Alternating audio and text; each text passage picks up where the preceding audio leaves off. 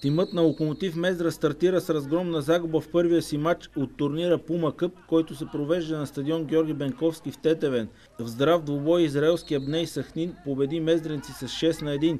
Състава на евреите интерес предизвикваше присъствието на терена на бившия играч на ЦСКА Елитекс Костадин Хазуров и на подвизавалия се през последния шампионат в Академик София Пиер Мемба.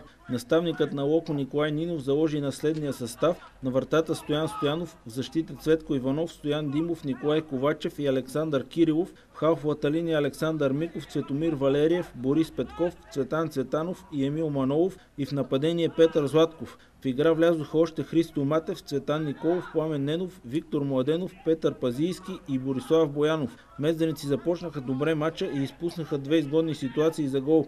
В 10-та минута след добра атака отдясно Цветко Иванов центрира към Миков, който от 2 метра засече топката на покрай гредата. 3 минути по-късно Кирилов с далечен пас изведе Златков зад защитата, но и той не успя да отбележи.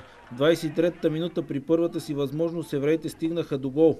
След изпълнение на фал, Хазуров довкара недобре отбитата от вратаря Стоянов топка. 4 минути по-късно отново Хазуров с глава покачи резултата на 2-0. Последната третина от мача железничарите отпаднаха физически и израелският тим успя да стигне до разгром.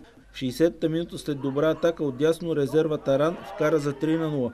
В ответната атака Цветанов стреля към вратата и в опита си да отбие топката бранител си отбеляза автогол за 3-1.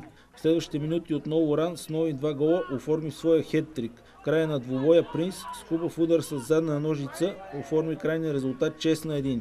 Другата среща от турнира Ботев Враца разгроми с 9-1 домакините от Олимпик Тетевен.